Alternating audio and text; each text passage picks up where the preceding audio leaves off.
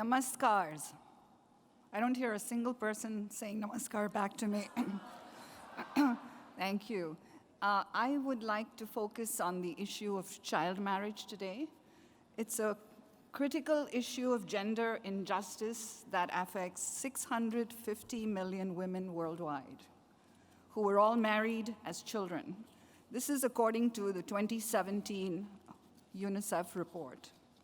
Each year, 12 million girls are married before the legal age of 18. Just imagine, 12 million. In India, where I come from, the obsession with marriage as the end goal of a girl's life is a widely accepted pernicious practice. India, in fact, has the largest number of child brides in the world, 1/3 of the global total. Child marriage, I think you will all agree, has devastating consequences. Besides perpetuating patriarchy, gender inequality, and poverty, it denies girls their right to health, right to education, their rights to opportunity. It denies them the social support and autonomy they need to promote their well-being, to explore their potential, and to live a life of dignity. It also denies girls a right to a childhood and puts them at an increased risk of experiencing violence. It is also an insurmountable barrier to adolescent girls' education. Sadly, child marriage negatively impacts not just the girl herself, but also imposes very significant social and economic costs on the community around her. Ashtanokai, which means for a better tomorrow in Japanese, is a nonprofit I founded 20 years ago in 10 villages near Pune, India, aiming to empower and educate rural women and girls. And I'd like to talk about the interventions that we have launched and introduced to deter and arrest child marriages.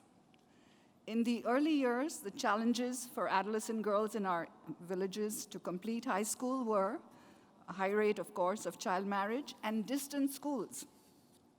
Parents were fearful for their daughters' safety and skeptical of the benefits of educating them, and they tended to marry them off soon after they reached puberty. In the belief that the educated girl of today will become the empowered woman of tomorrow, Ashtanokai introduced a bicycle bank to enable easy and safe access to high school in distant villages for rural girls. This helped to lower the high dropout rate and also to curb early marriages. A recent study in our villages showed that girls are now marrying at an average age of 19 as opposed to the average age of 12 when we started the bicycle bank. Thank you.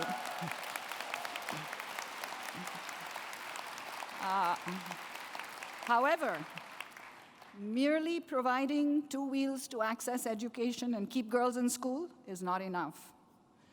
Ashtanokai launched several other initiatives to deter child marriages, including a life skills education program. Girls, it's not enough just for them to sit and warm a bench in school. They need to have instruction on important issues affecting their well-being. The program focused on daily life skills to promote girls' empowerment, to build their self-confidence and their agency. An offshoot of the bicycle program was girls coming to us and saying, we want to go to college, we want to pursue further education. Today, our girls have become dentists, pharmacists, lawyers, computer and automobile engineers, agricultural researchers, and IT specialists. They have blown us away.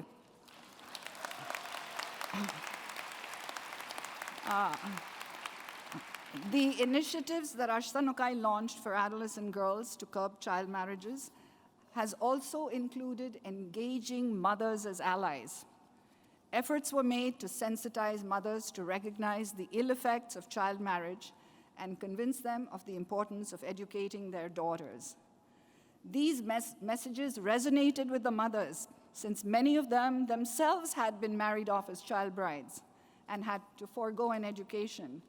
They wanted a better life for their daughters, so they were our great allies in this mission.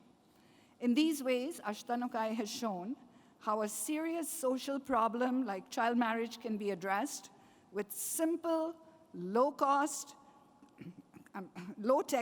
cost-effective community-level interventions such as a bicycle bank. As Susan B. Anthony, the famous American women's activist, said, "The bicycle has done more to emancipate women than anything in the world." I want to conclude with this quote. Somebody once said, "Ordinary people, when they come together, can achieve extraordinary things. Ordinary people, when they come together, they can change the world." Emotion without action is useless. It is not enough to feel bad about wars, about poverty, about gender injustice, and wish we could give the future a different world. We are the future. If we don't take action now, there will not be a future. Thank you very much.